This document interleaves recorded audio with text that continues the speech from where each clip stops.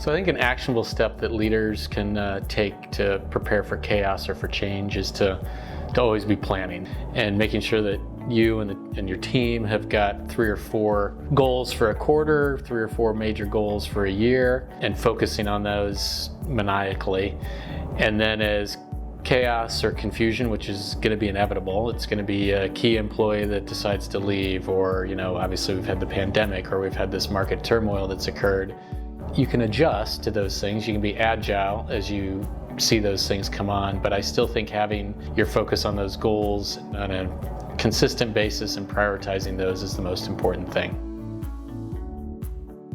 You have to prepare for anything, and that sounds very all-encompassing, but what I mean by that is when you are a leader and you have goals set out for your business, for your teams, think about all the ways it can work, but also try to think about all the ways it can't work.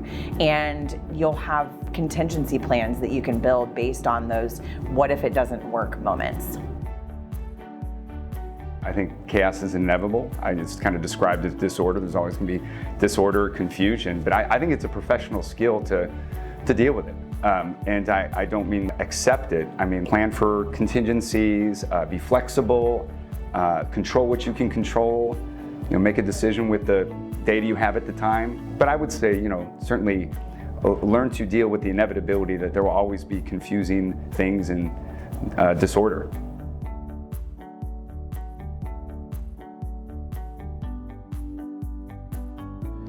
So I think some of the key traits or characteristics for leaders in change or in chaos, from my perspective, I think having some kind of calmness, understand what are the things you can control, but there's certain things you can't control, but you can be transparent with your team. I think it's leading with calmness, understanding what the problem is, being transparent about it, and then communicating that effectively to the team. When an organization is going through change, it's a leader's job to equip the organization. And I think that a really great way leaders can do that is to talk to their teams openly and frankly, seek their opinions about what does this change mean for you? What can we do as an organization to support you? I think, it's asking your employees and then listening to what they have to say so that you can develop actions and plans to overcome or to lead through that change.